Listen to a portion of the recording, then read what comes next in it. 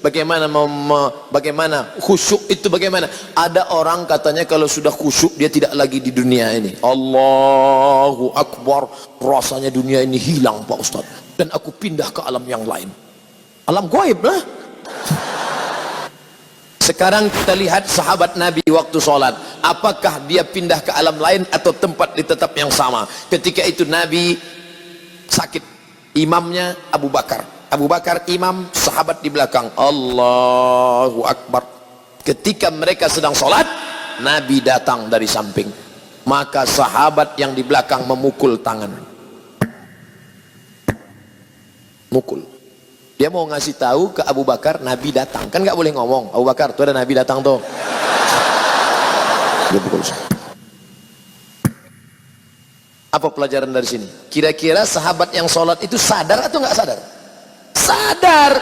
Dia sadar bahwa Nabi datang, bukan kehilangan kesadaran. Jadi kalau ada orang mengatakan saya waktu sholat hilang kesadaran, saya nggak sadar keliling yang terjadi apa, berarti ente dicuri jin, kidnap. Ente tetap sadar. Nabi sahabat bukan tidak sadar. Pelajaran yang kedua, ketika sedang sholat apa kata Nabi? Uqtulul aswadaini fis shalah, bunuhlah dua yang hitam ketika sedang sholat.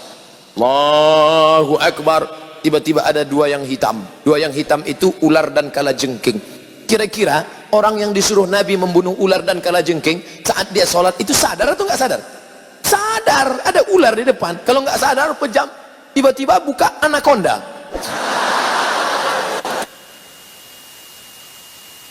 Tiga, ketika sedang sholat tidak ada orang boleh lewat di depan.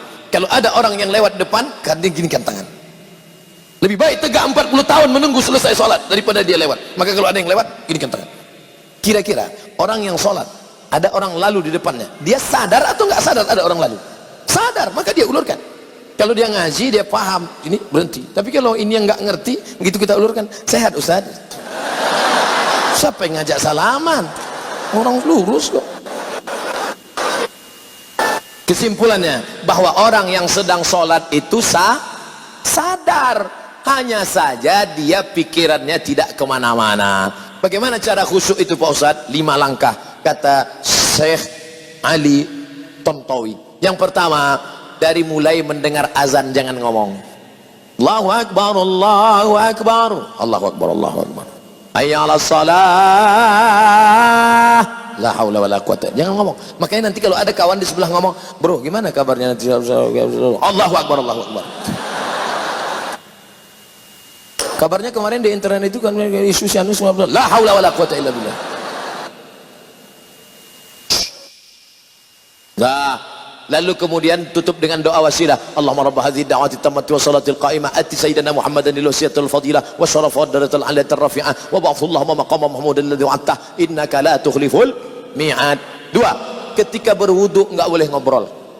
Ambil air, masuk. Yang ngobrol, ini saya lihat banyak yang sedang ambil wudu ngobrol. Kan gua udah ngomong kemarin. Jangan, tapi lu nggak peduli sih. Nggak boleh ngomong. Makanya hadis riwayat Ibnu Majah, ketika air kau masukkan ke mulut, saat itu keluar dosa-dosa mulut. Ketika air menyiram muka, keluar dosa dari kelopak mata. Ketika air menyiram tangan, keluar dosa dari celah jari jemari. Ketika air mengusap kepala, keluar dosa sampai lubang telinga. Ketika air menyiram kaki, keluar dosa dari celah-celah jari jemari kaki. Maka kau khusyuk, lalu kemudian kau tutup dengan doa, Allahumma ja'alni minat tawabin wa ja'alni minal mutatahhirin wa ja'alni min ibadikas. Yang ketiga, dari tempat wudu ke tempat sholat nggak boleh tasbik. Tasbik itu menjalin jari jemari, retak. Nggak boleh tasbik, retak. Tangan dia udah nggak bunyi, tangan kawan dibunyi kayaknya. Nggak boleh. Jangan tasbik, yang boleh tasbih. Subhanallah, subhanallah, subhanallah. Azan belum berkumandang atau sudah azan iqamat belum? Subhanallah, subhanallah, subhanallah. Gimana kabarnya? Jadi kita besok pergi seminar acara undang. Subhanallah, subhanallah.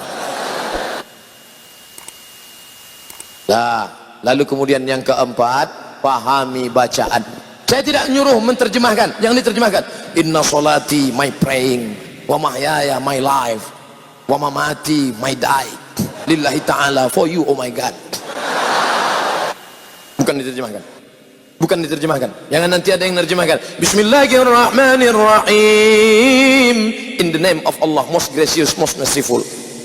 Tidak perlu kau terjemahkan. Yang penting kau paham saja, connect maknanya. Sama seperti ngomong bahasa Jawa. Saya bukan orang Jawa, saya orang Melayu dari Sumatera. Tapi ketika saya bahasa Jawa, saya tidak perlu terjemahkan. Pripun kapari Pak Apis uang perang-perang dino ora teko kene. Enggak perlu diterjemahkan. Ngapa diterjemahkan? Yang penting paham. Jangan terjemahkan. Allahu akbar kabira walhamdulillahi katsira wa subhanallahi bukratan wa asila wajjahtu wajhiya lilladzi fatara as-samawati wal arda hanifan musliman wa ma ana minal musyrikin inna salati. Mata melihat tempat sujud. Makanya jangan mata, apalagi di masjid ini, mata kalau jalatan, wah keramik, wah ini mahal ini, wah berapa ini, apalagi nanti sholat zuhur, ini belum dibuka, melihat, wah ustadz somat sama ustadz, wah ada pahit tren. Oleh sebab itu maka ini bahaya, makanya mata biar sana. Makanya kalau sholat ke masjid jangan pakai baju yang ada tulisan-tulisan. Ini sudah terlambat datang hari Jumat, khotib naik pakai baju tulisan, tulis ini. Emang masalah buat lo? Gimana orang sholat? Nah, jangan pakai tulisan. Ibu, kalau pakai mukena jangan yang terlalu rame. Ini mukenanya semua bunga, bunga matahari, bunga kenanga, bunga kemboja, bunga tai ayam, ada semua di sini. Ada teman yang sholat di belakang lihat, wah, di mana belinya ini ya? Kira-kira harganya berapa nih ya? Ini benangnya katun Jepang atau Korea ini? Nah, lalu kemudian di mana sebenarnya letak kata itu di mana? Innal kalama la fil fuadi wa innama ju'ilal lisanu 'alal fuadi dalila. Letak kata-kata itu di dalam hati, tak berbunyi, tak bersuara, tak berhuruf, tak bertinta, tapi kemudian diciptakan lidah untuk mewakili. Konekkan antara lidahmu dengan hatimu. Allah. Makanya dalam mazhab Syafi'i, mulut menyebut Allah, hati mengisi qasad ta'arad ta'yin. Salatnya salat apa? Salat zuhur. Berapa rakaat? 4 rakaat. Jadi imam apa jadi makmum? Jadi makmum. Ada apa qada? Ada. Allahu akbar. Mulutnya menyebut Allahu akbar, tapi hatinya menyatakan ini salat zuhur 4 rakaat, jadi makmum adaan lillahi ta'ala. Allahu akbar. Mulut menyebut bismillah, hati juga konek. Bismillahirrahmanirrahim. Alhamdulillahirabbil alamin. Ar-Rahmanir-Rahim. Makanya Nabi kalau sholat itu mulutnya bergerak. Ya Khabbab, Khabbab. Nabi kalau sholat mulutnya bergerak atau diam saja? Kata Khabbab, Nabi waktu sholat mulutnya bergerak. Dari mana kamu tahu Nabi mulutnya bergerak? Bittirabi lihyati. Saya lihat jenggotnya bergerak, bergoyang. Ini sekarang ada orang yang sholat mulutnya diam aja.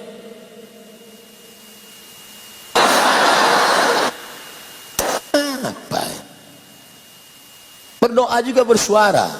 Ud'u rabbakum, bersuara, lirih, mulut bergerak. Ya Allah, tolong aku ya Allah, tolong anak-anakku ya Allah. Ini ada orang berdoa mulutnya diam ya. Rasanya tak perlu kusebutkan satu persatu, karena aku yakin kau tahu yang ku mau. Ustadz tolong jelaskan makna. Sudah. Apa hukum musik? Buka, pertama syaratnya beli 4 GB. Setelah itu tulis di www.youtube.com. Kau mau tanya tentang apa? Kredit, Somat kredit. Tanya tentang apa? Tentang musik, Somat musik. Tanya tentang apa? Politik, Somat politik. Pokoknya apa saja kau tulis itu. Somat LGBT, Somat narkoba. Enter, dapat video-videonya insyaallah. Sudah saya enter kok nggak nyala videonya Pak Ustadz, paket habis. Nah, tapi karena kau tanya saya jawab juga. Apa hukum musik dalam syariat Islam? Musik yang boleh solawat. Barakallahu lakuma wa baraka alaikuma wa jama'a bainakuma. Boleh. Itu kan doa untuk orang menikah, nggak salah. Atau lagu yang mengingatkan mati. Mati. Na, na, na, na, na, na. Untuk yang anak-anak muda. Kalau untuk yang emak-emak, bila Israel datang memanggil, jasad terbujur di pembaringan. Tapi lagu itu jangan dinyanyikan waktu acara pesta nikah.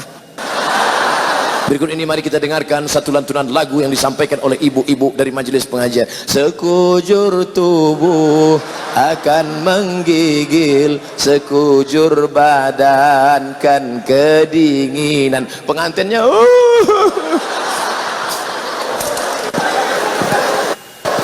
Nah, lagunya mengingatkan pada Nabi. Apa salahnya? Ya asyiqal Mustafa abshir binailil muna. Ya asyiqal Mustafa, wahai engkau yang merindukan Mustafa Nabi Muhammad SAW, abshir binailil muna, engkau mendapatkan kabar gembira karena segala yang kau inginkan akan dikabulkan Allah Subhanahu wa taala.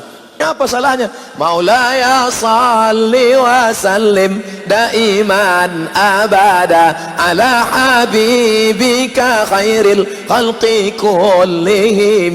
Ibu-ibu yang sedang hamil sambil baca selawat. Maulaya salli wa sallim daiman abada. Anaknya tenang, suaminya tenang. Ini enggak, sambil masak.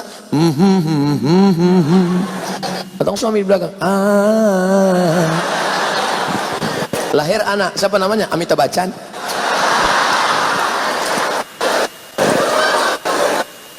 Kalau puasa sunnah kan boleh dua niat. Kalau sholat sunnah apakah boleh juga Ustadz dua niat? Niatnya satu saja. Bapak niat sholat sunat qabliyah, kebetulan tertulis di dinding 2 menit, 2 menit, 2 menit, 2 menit, 2 menit, 2 menit lagi iqamat. Kalau tahiyatul masjid nggak dapat qabliyah, tapi kalau qabliyah otomatis dapat tahiyatul masjid. 2 menit, 2 menit, 2 menit, sholat qabliyah. Selesai qabliyah, loh kok nggak iqamat? Tanya pengurus, Pak pengurus, kok nggak iqamat? Jamnya rusak Pak. Makanya tanya dulu. Bagaimana jika kita menemukan uang? Oh ini enak ini. Uang itu kita masukkan ke dalam kotak amal langsung tanpa kita umumkan. Namanya luqatah.